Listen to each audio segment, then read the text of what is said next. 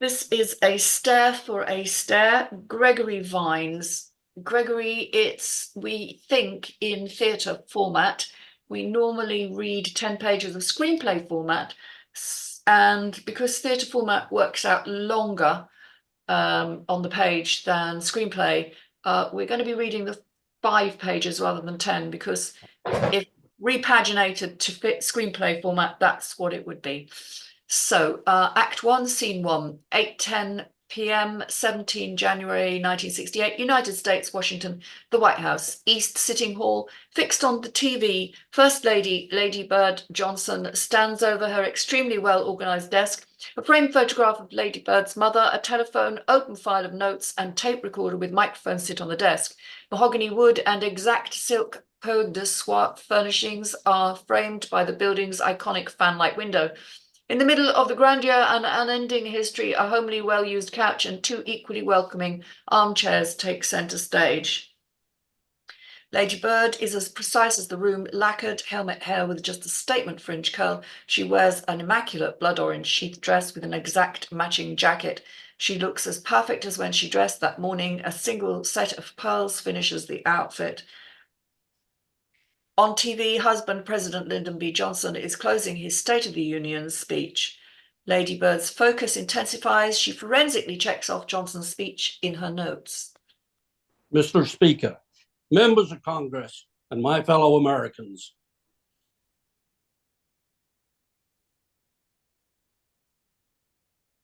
Wait.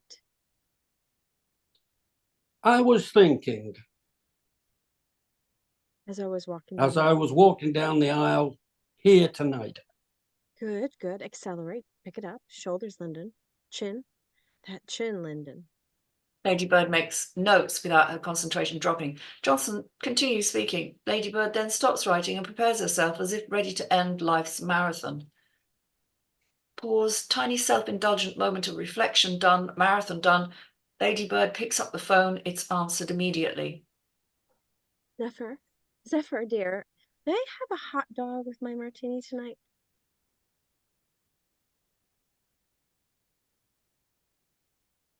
Can you guys not hear me?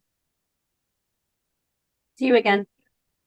Oh, I know dinner later, but it's that sort of night. He's doing well, isn't he?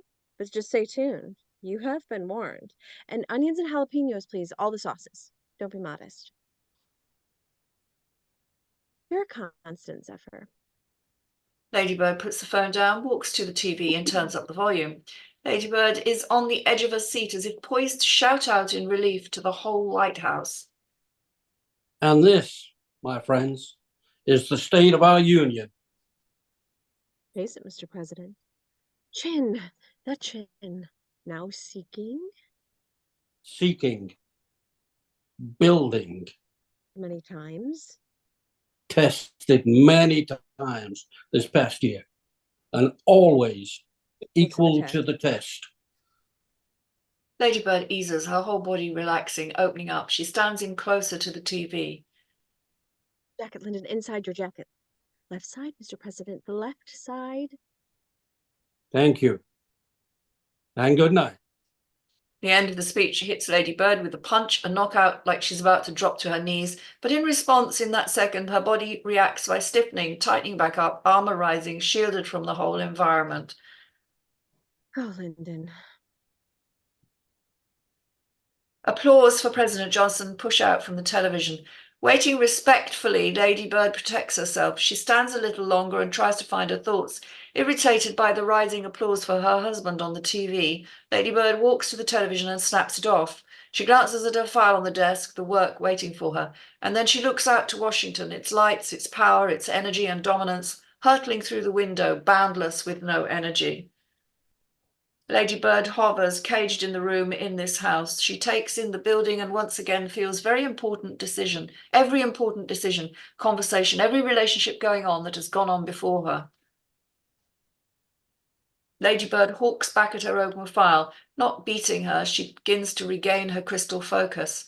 In her can-do approach, Lady Bird marches to the desk, takes a pen and slashes a line through the file's papers, and then carves down a grade as if doling out a punishment to the president.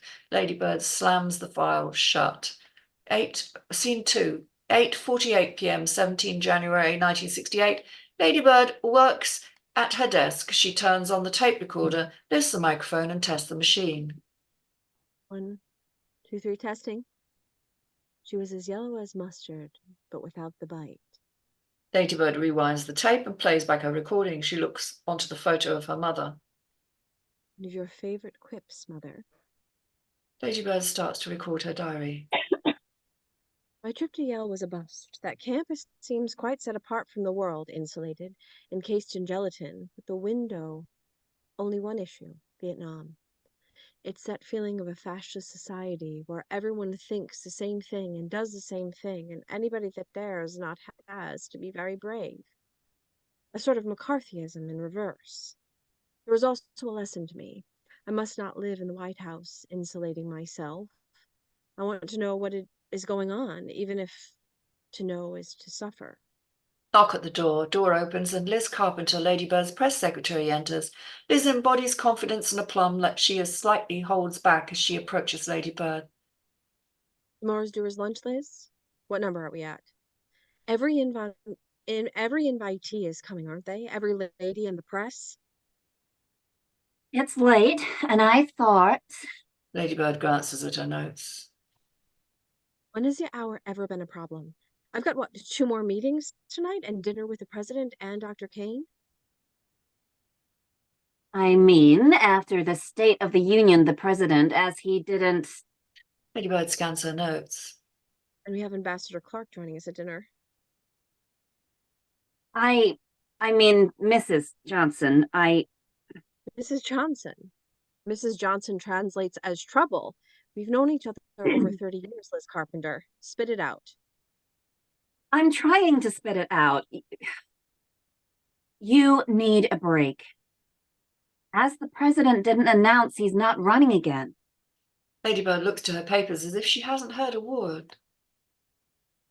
At least Ambassador Clark can entertain us with tales of Australia and its unique and variegated landscape. Heaven knows it will be more appealing than Dr. Kane's explanation of the president's gallbladder. Mrs. John... Ladybird stands and shoots Liz a quick, sharp stare. Ladybird, what I mean is today, everything has been about today. The president's announcement today, circled in thick red ink on that calendar for what, 3 years? 4. Ladybird slumps only very slightly onto the couch. So we're going to stop there because... sorry, that wasn't my line. Okay, no worries. As I explained, formatting makes a lot of difference as far as length is concerned. So, Erin, what are your thoughts on this?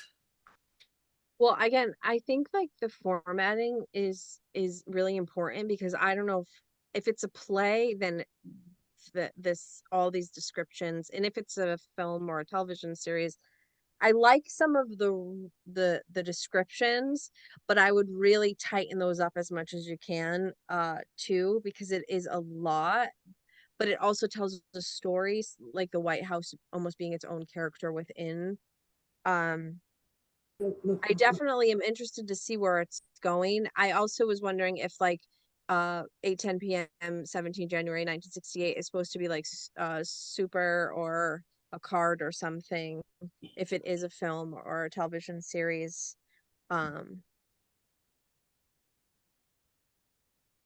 So because it it has act 1 scene 1, so I mean it could be a series. Yeah, I think like the formatting is really important to kind of give more perspective on the project. But I'm interested, I'm interested in knowing a little bit more about it and where it's going. And I like that it's from the First Lady's perspective.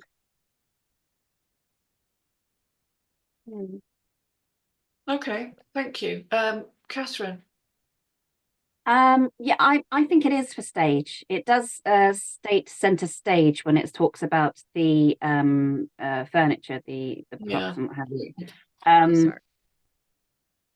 Sorry. Taking that into account, I'm interested to know where the TV is and how big the TV is. Is it actually a television or a projection so all the audience can see it? Is this only going to be for very small theatre spaces? That might be interesting to know on a actual ready to go theatre script. You do need to cite basics with that sort of stuff.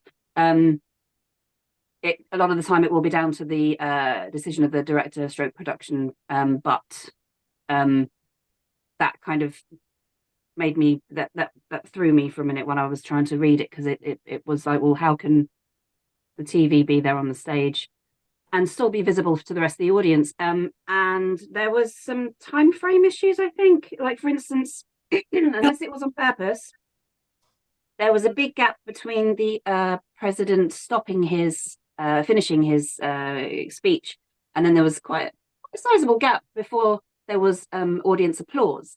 Now, if that's on purpose, then you need to note that down with, I don't know, lighting differences to denote that you're concentrating. You want the audience to concentrate on her feelings or something like that. I do like the idea that it's coming from the First Lady's perspective. I'm not au fait with the history on this. I presume this is a retelling of real true events. I wouldn't know because I'm not very up on my American history, unfortunately. But it sounds interesting. I like excuse me, sorry. I like the character of Lady Bird that's coming through. She seems quite strong. But I would say, yeah, I'd say tighten it up a tiny bit. It's there's information that we don't necessarily need and information that we do need that's missing. If it's specifically for a theatre production. But I was quite interested in seeing where it's going, though. It's intriguing, definitely. Yeah. Okay. Thank you, John. Yeah, just echoing what everybody else has said. We've established it's a play, but it's just far too descriptive, unnecessarily so. You've got to leave something for the creative side of production to do. And I'm sorry to say, but it reads far too much like a book at the moment than an actual script, just simply because it's so descriptive. It was a very important time in American history. So, yeah, you can get away with ditching an actor to play Johnson because all you're using is TV. So you could use TV footage from his actual State of the Nation speech, which I'm assuming is where you got the wording from. And it would also tie in with Lady Bird working to the TV. So you wouldn't get that two actors trying to talk over the top of each other on a single line. But yeah, it's a part of history that I enjoyed, not necessarily for a good reason, but just purely and simply because it's so bloody interesting. Johnson was losing all his appeal because he was upping the rate of people going to Vietnam, whereas Tricky Dicky was trying to turn it all around. So definitely an interesting time in America. But I enjoyed the script and I will read the rest of it. I don't really know if there's much else I can say, but I would definitely re-look at it, but because it's just far too descriptive. Unless it's imperative to what's going to happen later on in the piece, you don't necessarily have to tell people exactly what's on the desk. It's just a very impeccable, tidy desk. That'll do. It's about they'll know. You mentioned the first paragraph, open file of notes and tape recorder with microphone sitting on the desk. You don't need that because you mention it again later on. Microphone and tape recorder. No, the props need to be on, I know they do, but I'm saying you don't need to mention it again later because we've already established that there is a tape recorder and a microphone. Oh, in the description, yeah, you don't need to say is already on Lady stage. Bird turns the microphone on. That's it. Yeah. I think a good rule of thumb is to look at Shakespeare only from the point of view of what does Shakespeare actually give you by way of description and action? Almost nothing. Yep. And that allows the actors to make those parts their own. And it allows the director and the art director and the director and everybody involved to create. That's why it's still played to today, and you have some very modern day interpretations. Is because there's no particular sort of it's got to be this, and so I think there's an awful lot of description, as we've all said. There's a lot of description in this, and I think it's great. But that first paragraph, do we really need to know all of that? I think you just say there's a telephone, there's a pile of notes, a tape recorder, and a microphone on the desk. And do we need to know that it's mahogany and the furnishings and the this and the that? It's the White House. We've got a preconceived notion of what the White House looks like. Leave it to the art director to do that. Leave them to create. And similarly, you can say she's immaculately dressed, and that's all you need. That's all you need. She's perfect. She's immaculately dressed, and let it play itself out. And then I think the other point that I made a note was, at some point you start giving some interior, as someone once described to me, interiority, which I don't think is a word, but it might be. But you don't really need all that interior stuff. Can we see it?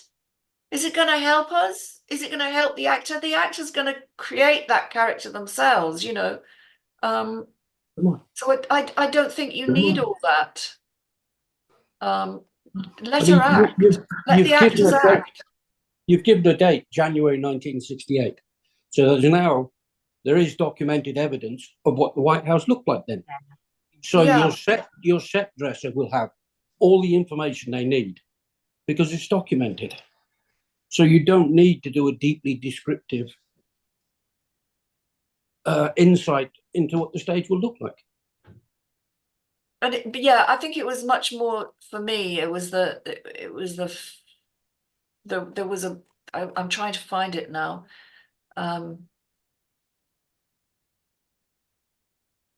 It just starts to, there is a point where it just tips over the edge from a lot of description into, is this really a novel? Is that what is it really a novel that's become a piece of theatre, or should it be a novel rather than a piece of theatre? I don't know.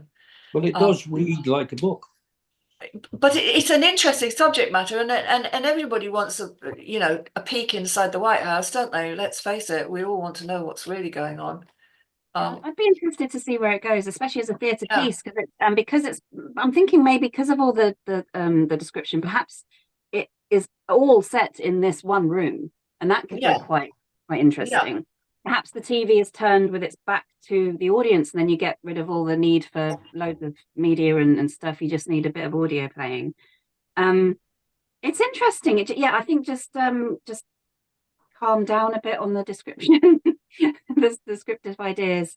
Give the person making the piece a chance to put their stamp on it as well. Obviously, within the confines of the period of the White House and what have you. Yeah. Yeah, it was to be honest with you, it was the very small paragraph that went, Lady Bird hovers caged in the room in this house. She takes in the building and once again feels every important decision, conversation, every relationship going on. That's it. That has gone on before her. That turned it into a book.